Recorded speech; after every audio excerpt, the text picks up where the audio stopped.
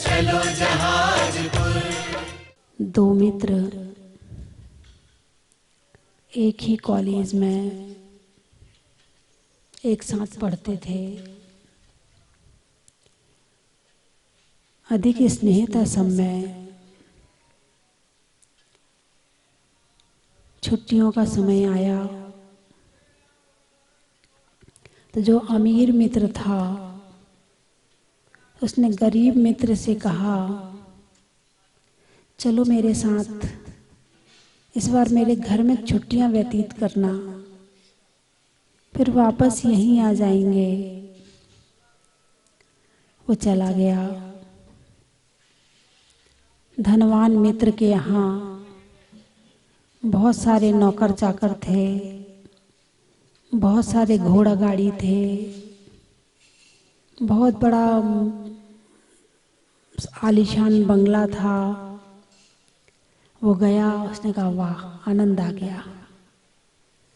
अब वहाँ वो नौकरों पर आदेश चलाता, उन्हें आज्ञा देता, ऐसा करो मैं उसका मित्र हूँ, ऐसा करो मैं उसका मित्र हूँ। अपना वजूद कुछ नहीं था, क्या पर्सनल उसकी शक्ति काम नहीं कर रही थी। किसकी शक्ति काम कर रही थी? मित्र की शक्ति काम कर रही थी। मित्र है तो नौकर आदेश मान रहे हैं, नहीं तो उसकी बात कोई मानने वाला है ही नहीं है।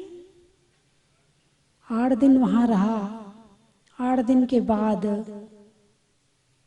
जब वहां से जाने का समय आया तो मित्र ने हाथ जोड़ा, अच्छा मित्र तुम अपने घर जा रहे हो, ठीक है, बहुत अच्छी बात है। अब वहां से निकला बाहर, अब उसे कोई पूछने वाला है ही नहीं है। वहां रहता था तो टाइम से खाना, टाइम से चाय, टाइम से दूध, टाइम से नहाना धोना, कपड़े प्रेस किए हुए, सारी चीजें, पूरी सेवा हो रही थी। और जैसे ही वहां से निकला तो अब क्या रहा? कौन चाय पूछने वाला, कौन भोजन पूछने वाला, कौन मिठाइयाँ खिलाने वाला, कौन उसका आदेश मानने वाला। जब तक मित्र के साथ था तो कहीं जाना हो तो गाड़ी तैयार, ड्राइवर से, चलो गाड़ी चलाओ, मुझे वहां जाना है। हुकूमत कर रहा था।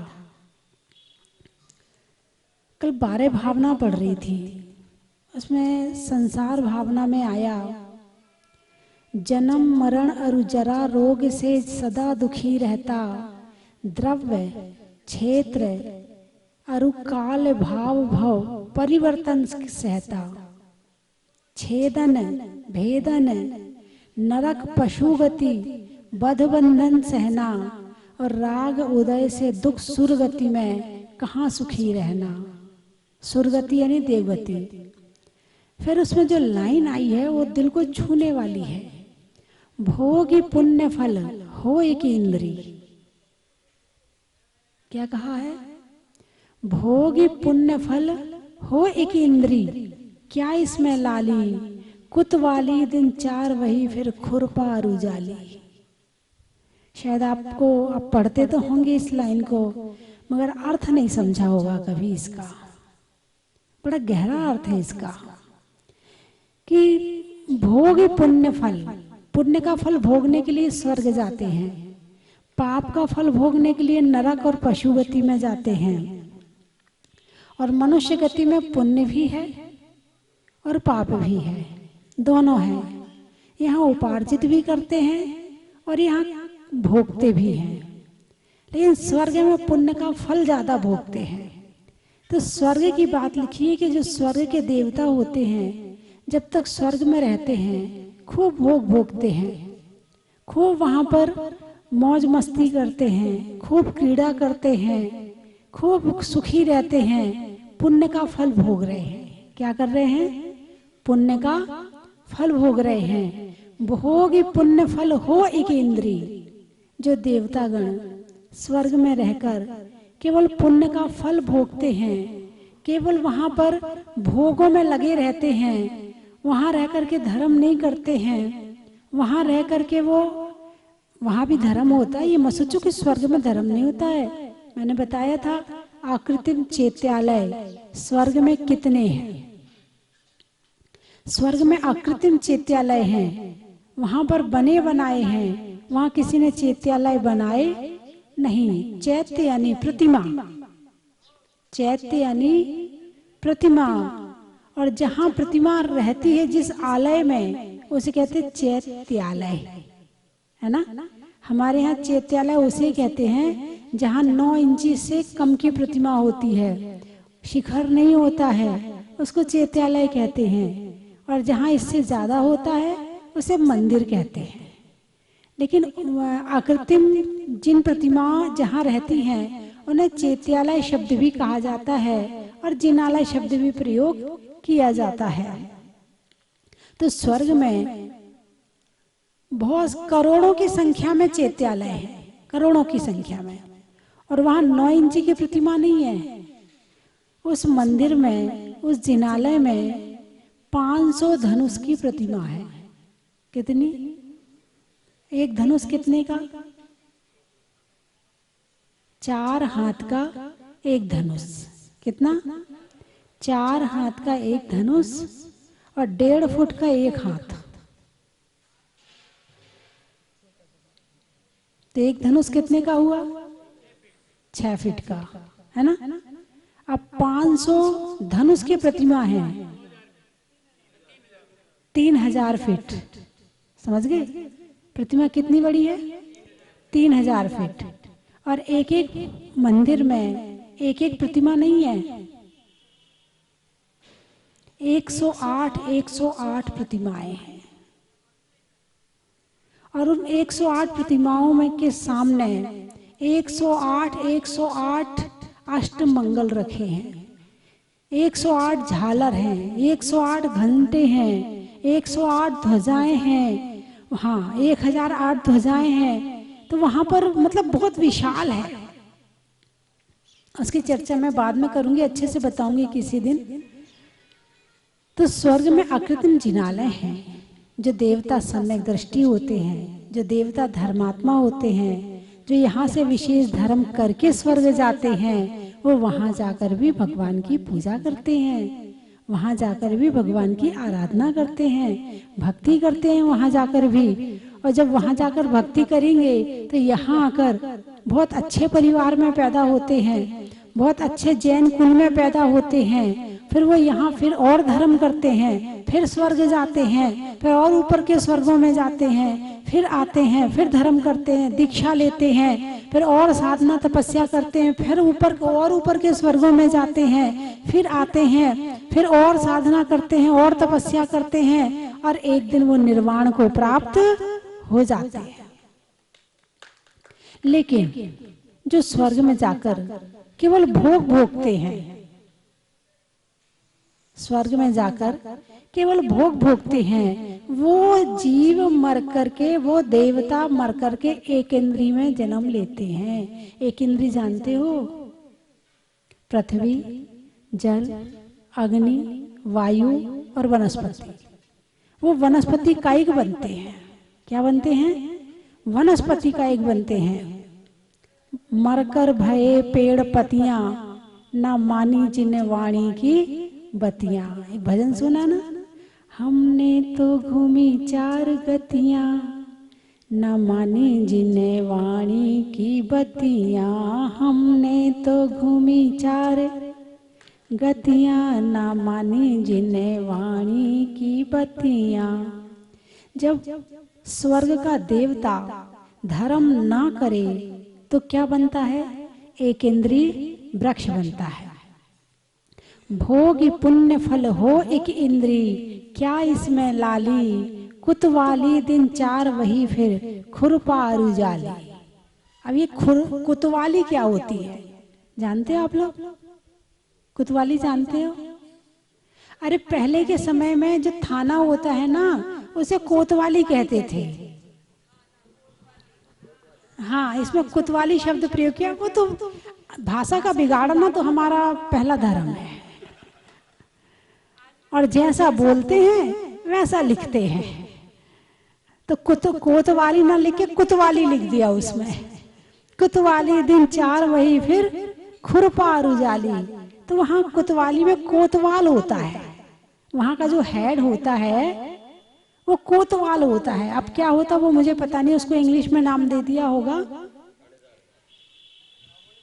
थाना होगा तो थानेदार होगा, कोतवाली होगी तो कोतवाल होगा, और जैसा वो होगा वैसे ही वो होगा, है ना। तो कोतवाली दिन 4 वही फिर खुरपार उजाली। अब कोई कोतवाल बन गया, और जब तक कोतवाल रहा तो सारे गांव पर बड़ी धाक रहती थी, बड़ी हुकूमत चलती थी। यदि कोतवाल साहब आ गए तो सब उठ के खड़े हो जाते थे। कोतवाल साहब आ गए तो उनके लिए भोजन की थाली आ जाती थी। कोतवाल साहब किसी दुकान में खड़े हो गए तो सामान निकल के आ जाता था, पैसा नहीं देना पड़ता था। कोतवाल ठेले पे खड़े हो जाए तो फ्री में चाट खा के आ जाते थे। बड़ी हुकूमत चलती थी कोतवाल साहब की। अब कोतवाली कितने दिन की? जितने दिन की कोतवाली है उतने दिन तो चल गई। उसके बाद फिर कोई आ रहे हैं कोतवाल साहब, तो ना कोई उठ के खड़ा हो रहा है, ना कोई चाय को पूछ रहा है, ना कोई सामान दे रहा। पैसा दो तो सामान मिलेगा, तुम कोतवाल नहीं हो। तो कोतवाली दिन 4 वही फिर खुरपार उजाली। अब अपना खुरपा उठाओ, अपनी जाली उठाओ और चलो खेत में, लग जाओ काम पे, है ना। यही है। ऐसे ही जो स्वर्ग के देवता हैं उसके लिए बताया है कि स्वर्ग के देवता भोगी पुण्य फल, पुण्य का फल भोग लिया, पुण्य कमाया नहीं। जितना पैसा था वो सारा खा लिया, अब डब्बा खाली हो गया है। अब क्या, चलो फुटपाथ पे आ जाओ।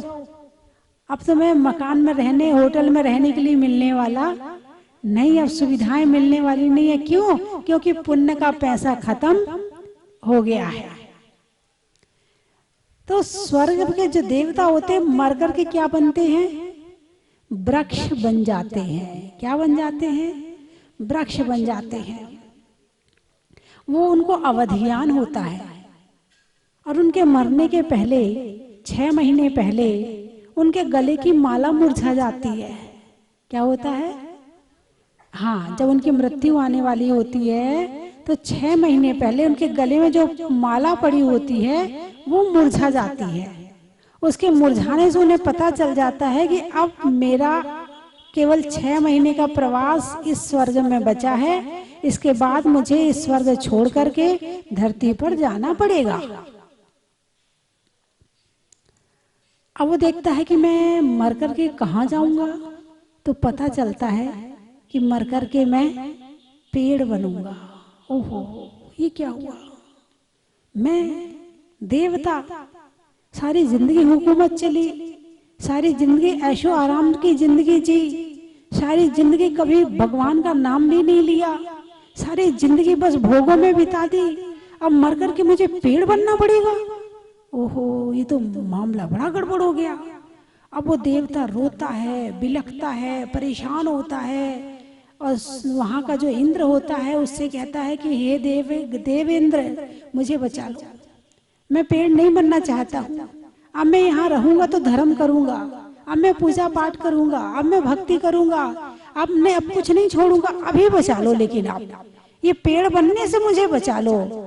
लेकिन स्वर्ग का इंद्र भी किसी की आयु कर्म को, किसी के गति कर्म को नहीं बदल सकता है, और उस रोते बिलखते देवता को वृक्ष की पर्याय में जन्म लेना पड़ता है। जब एक देवता धर्म ना करे, केवल भोग भोगे, तो उसे वृक्ष आदि में उत्पन्न होना पड़ता है। तो क्या ये बात मनुष्य के लिए लागू नहीं होगी? अरे बोलिए ना, क्या ये बात मनुष्य के लिए लागू नहीं होगी? केवल भोग भोगे, सुबह उठे चाय नाश्ता ब्रेड ये वो, फिर आ गया अखबार, अखबार के बाद फिर अपना समय हो गया, टाइम हो गया ऑफिस जाने का, उठे तो अपने ऑफिस चल दिए, लग्जरी गाड़ी निकाली और अपनी गाड़ी में बैठकर बाबूजी कहाँ जा रहे हैं, ऑफिस जा रहे हैं, वहाँ ये काम किया वो काम किया, फिर कभी कोल्ड ड्रिंक पी रहे हैं, कभी पिज्जा खा रहे हैं, कभी बर्गर खा रहे हैं, फिर वहाँ से निकले तो फिर अपनी कहीं घूमने चले गए, फिर कभी कुल्लू मनाली चले गए, कभी मैसूर चले गए, कभी कनाडा चले गए, कभी दुबई चले गए। क्या हुआ, क्यों हंसी आ रही है आपको? हैं? कभी घूमने चले गए, कभी कहीं चले गए, ना धर्म ना अभिषेक किया, ना पूजा किया, ना पाठ किया, ना गुरुओं की सेवा करी, ना स्वाध्याय किया, ना प्रवचन सुने, कुछ भी नहीं किया। धर्म के मामले में 0 नंबर रहा, बिल्कुल कुछ भी नहीं किया, बस भोगते रहे, ये खाया वो पिया, ये पहनना है, सोना चांदी घोड़ा गाड़ी कोठी बंगला महल मकान, सब इसी में ही लगे रहे 24 घंटे। और जब अंतिम समय आया तो मनुष्य को पता नहीं चलता है कि मर कर के कहाँ जाऊंगा, लेकिन इतना तो पता चल जाता है कि मैंने अपने जीवन में कुछ नहीं किया, इसलिए आने वाली पर्याय तो मुझे अच्छी मिलने वाली नहीं है। इतना तो वो भी समझता है, कितना भी बुद्धू से बुद्धू आदमी होगा तो इतना तो वो भी समझता है कि मेरी अगली पर्याय अच्छी होने वाली नहीं है। और अंत समय में वो डरता है, हे भगवान मैंने जीवन भर इतना इकट्ठा किया, अब सब छोड़ के जाना पड़ेगा। मैंने कोठी बनाई, इसमें क्या क्या नहीं लगाया मैंने, ये भी छोड़ के जाना पड़ेगा। इतनी महंगी गाड़ी खरीदी मैंने, ये भी छोड़ के जानी पड़ेगी। इतने मित्र बनाए मैंने, वो भी छोड़ के जाना पड़ेगा। मुझे सब कुछ छोड़ के जाना पड़ेगा। मैंने बड़ी मेहनत की है इनको इकट्ठा करने में, लेकिन अब ये मेहनत भी काम आने वाली नहीं है। जहां मेहनत करनी थी वहां तो मेहनत नहीं की, और जहां नहीं करनी थी वहां मेहनत खूब करी, जी भर के करी। स्वर्ग के देवताओं को भोग तो फ्री में मिल जाते हैं, तुमने तो मेहनत से कमा के भोगे हैं, इसलिए और ज्यादा रुचि से भोगते हो। स्वर्ग के देवता को तो मिले मिलाए हैं, इसलिए ज्यादा कीमत नहीं है, लेकिन जो स्वयं कमा के कमाता है और फिर भोगता तो उसमें आसक्ति ज्यादा होती है। मेरी मेहनत है, मैंने कमाया है, मैंने किया है। बंधुओं, धर्म करत संसार सुख, धर्म करत निर्वाण, और धर्म पंथ साधे बिना नर त्रियंच समान। क्या कहा? धर्म करत संसार सुख। संसार में सुख तब तक है जब तक तुम्हारे साथ पुण्य है। पुण्य कहाँ से आता है? धर्म से। तो धर्म से पुण्य आया और पुण्य से सुख आया। धर्म से पुण्य आया और पुण्य से सुख आया। तो धर्म करत संसार सुख, धर्म करत निर्वाण। मोक्ष की प्राप्ति किससे होगी? धर्म से होगी। और धर्म पंथ साधे बिना नर त्रियंच समान। त्रियंच कैसा होता है? कल चर्चा आई थी, मैंने पूछा कि आप लोग इतनी कमाई करते हो, इतनी मेहनत करते हो, किसके लिए? चलिए आज फिर पूछ लेती हूँ आपसे, आप लोग इतनी मेहनत करते हो, इतना धन कमाते हो, किसके लिए? भविष्य, किसके भविष्य के लिए? बच्चों के भविष्य के लिए, है ना? तो उसके लिए आचार्य शास्त्रों में लिखते हैं कि पूत सपूत तो का धन संचय, और पूत कपूत तो का धन संचय। यदि सपूत है तुम तो उसे योग्य बना दो, पढ़ा दो, लिखा दो, तुम्हारा काम जो उसे योग्य बनाने का है, बस उतना कर दो, उसके आगे तुम्हारी जिम्मेवारी नहीं है। पूत सपूत होगा तो तुमसे ज्यादा कमा लेगा, तुम्हारी कमाई की जरूरत ही नहीं है उसको, और तुम्हें छोड़ के, तुम्हारे यहाँ के गाड़ी बंगला मोटर कार सब छोड़ के वो विदेश चला जाएगा, तुम अपना लेके बैठे रहो यहीं। तुमने उसके लिए कमाया था ना, नहीं चाहिए मुझे, ये चला मैं। पूत सपूत तो काधन संचय, और पूत कपूत तो काधन संचय। जितना बनाया है और जब वो मिटाएगा तो बड़ा दुख होगा। आप यदि बच्चों के लिए कमा रहे हो तो दिमाग से निकाल दो। चलिए अब दूसरी बात बताइए कि आप क्यों कमाई करते हो, इतनी मेहनत क्यों करते हो, धन क्यों कमाते हो इतना?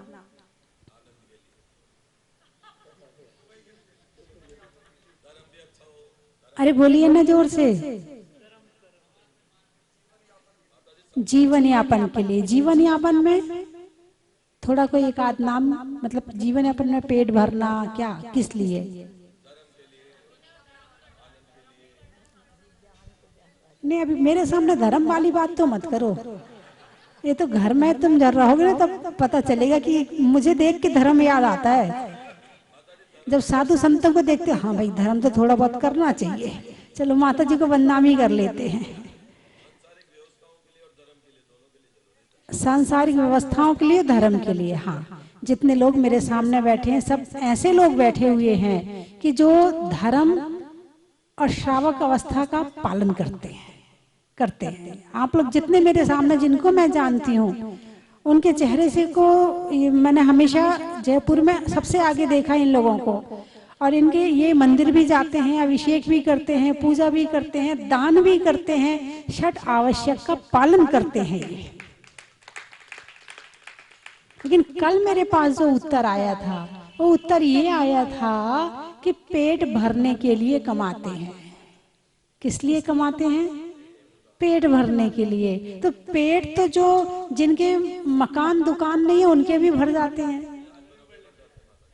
मोदी जी ने व्यवस्था कर रखी ना, उनके लिए मकान बनाओ, सर्दी आ रही है, और भोजन की व्यवस्था करो उनके लिए। उनका ना घर है, ना दुकान है, ना मकान है, फिर भी उनकी भोजन की व्यवस्था हो रही है। मनुष्य पर्याय में यही आप देखिए। और पशुओं के भी कोई फैक्ट्रियां नहीं चलती है, कोई दुकान नहीं चलती है, पेट तो उनके भी भरते हैं।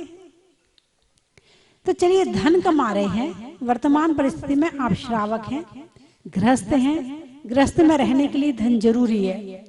साधु बन जाएं फिर धन जरूरी नहीं है। लेकिन जब तक आप घर में हैं तब तक आपके लिए, किस लिए? स्व पर कल्याण के लिए। किसके लिए? खुद के लिए और पर के लिए। यदि किसी की सहायता करनी है तो भी धन की जरूरत है। यदि मंदिर बनाना है तो भी धन की जरूरत है। यदि भगवान विराजमान करने हैं तो भी धन की जरूरत है। साधु संतों को लाना है तो भी धन की जरूरत है ना? यदि आपको आपकी योग्यता के अनुसार आपको अभी धन की जरूरत है, धर्म करना है तो भी है, और यदि घर में रहना है तो भी है। दोनों तरफ से आपको धन की जरूरत है। लेकिन जिनके पास धन नहीं होता तो क्या उनका जीवन नहीं चलता है? चलता है, चल जाएगा। तो इसका मतलब धन जीवन में जरूरी नहीं है। हमारे गुरुजी हमेशा एक बात कहते थे कि गृहस्थ के पास में यदि दो कौड़ी नहीं है तो वो दो कौड़ी का नहीं है। यदि गृहस्थ के पास में दो कौड़ी नहीं है तो वो दो कौड़ी का नहीं है। और साधु के पास दो कौड़ी है। अब आगे आप ही बोल लीजिए।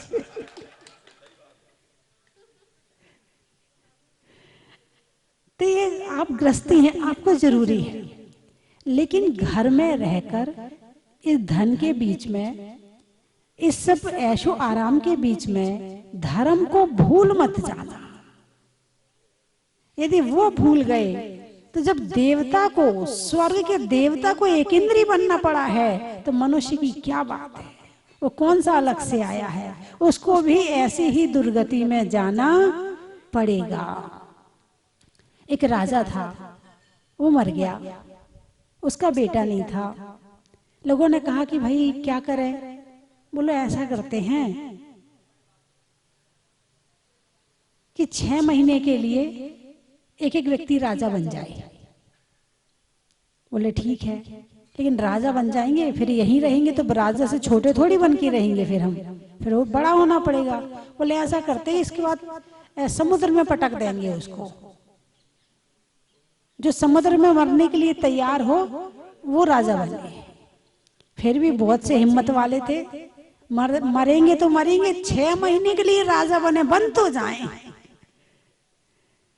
तो एक एक व्यक्ति राजा बनने लगा।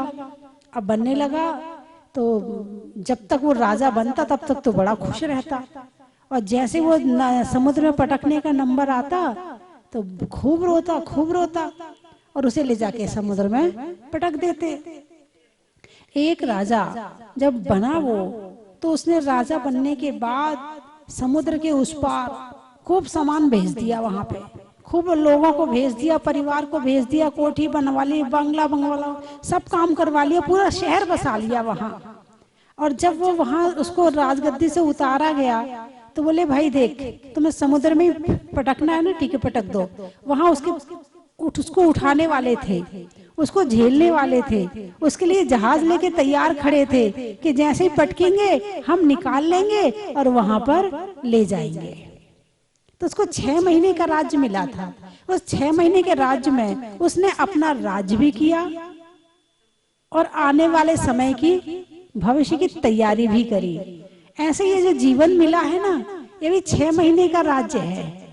अब इस 6 महीने के राज्य में इतने भूल मत जाना कि तुम्हें अगली पर्याय में भी जाना है।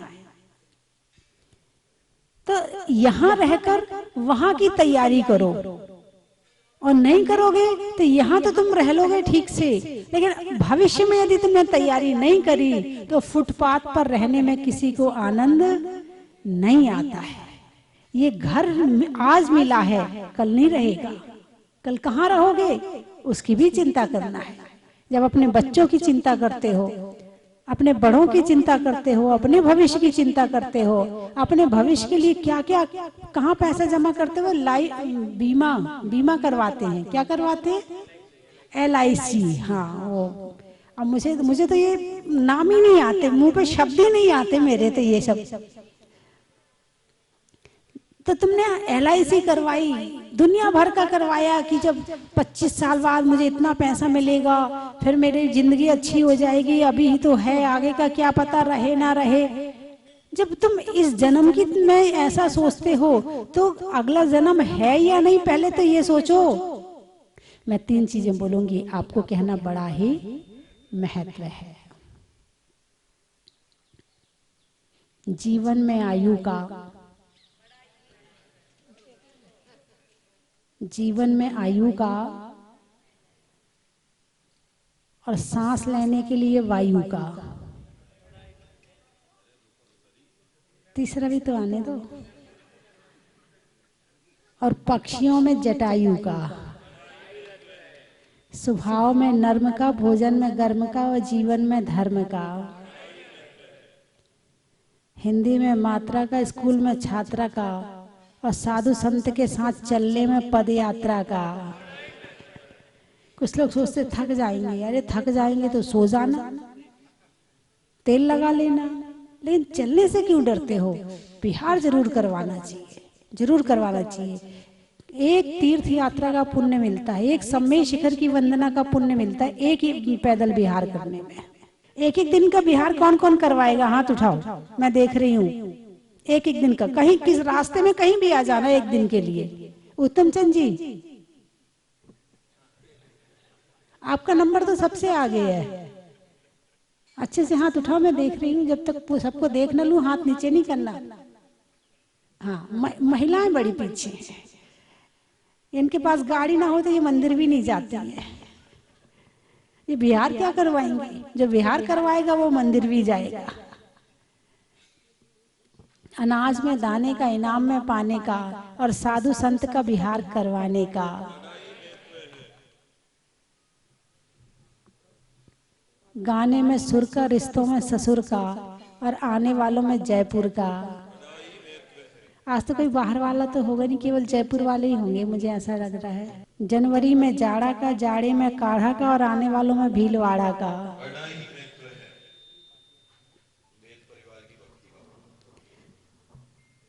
करने में अभिव्यक्ति का, छोड़ने में आसक्ति का, और कमल वेद की भक्ति का। रोज 10 किलोमीटर पूजा करने जाते हैं। आंधी हो या तूफान, चाहे कोरोना क्यों ना आ जाए, लेकिन ये वहां जाना नहीं छोड़ते हैं। चलने में पाथ का, मित्रों में साथ का, और कमल वैद के शांतिनाथ का। बोलिए 24 भगवान की।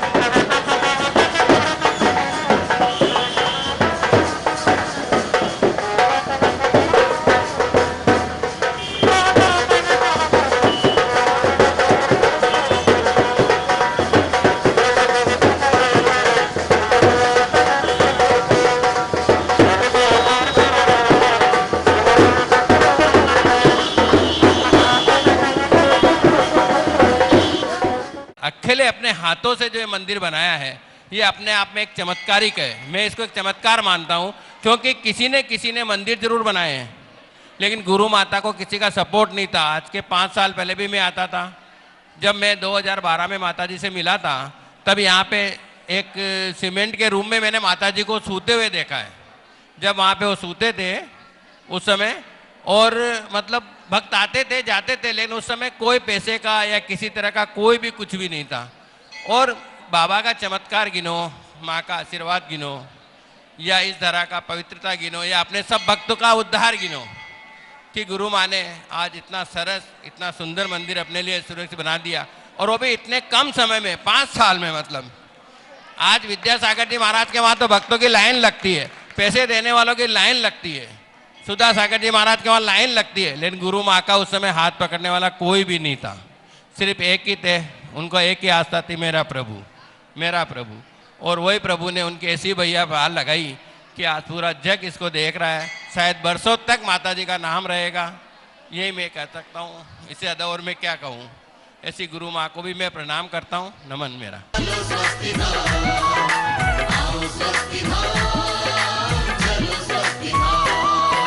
स्वस्ति धाम मुझे जाना है, मन में है ये धारणा। स्वस्ति धाम चन की थाल को सजाओ रे आज, रत्नों की थाल को भर लाओ रे आज। आओ आओ करे रे गुणगान आरती भगवन की। आओ आओ करे गुणगान आरती भगवन की। आओ आओ करे रे गुणगान आरती भगवन की।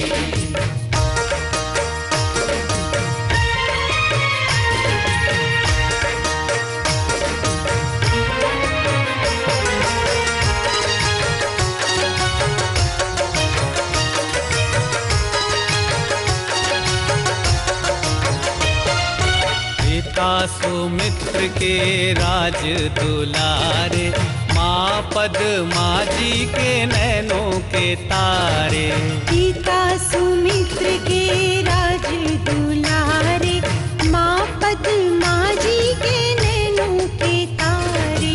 राजगृही में जन्म लियो आप, राजगृही में जन्म लियो आप। आओ आओ मनाए खुशी आज आरती भगवन की। आओ आओ करे रे गुणगान आरती भगवन की। आओ आओ करे रे गुणगान आरती भगवन की।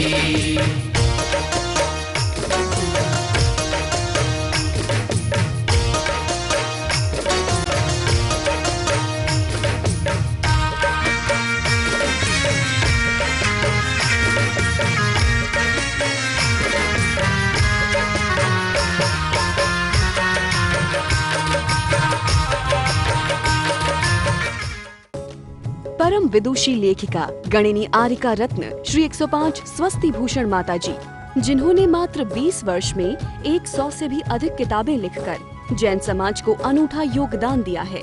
बड़े बड़े विधान जैसे कल्पद्रुम महामंडल विधान, सिद्ध चक्र महामंडल विधान, इंद्रध्वज महामंडल विधान एवं विशेष जिनपद, पूजांजलि आदि महत्वपूर्ण साहित्य बहुत ही सरल व सुबोध शैली में लिखे हैं, जिसमें गद्य एवं पद्य साहित्य भी समाहित है।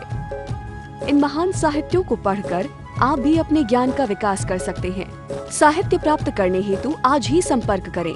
संपर्क सूत्र 7906062500 9868345768।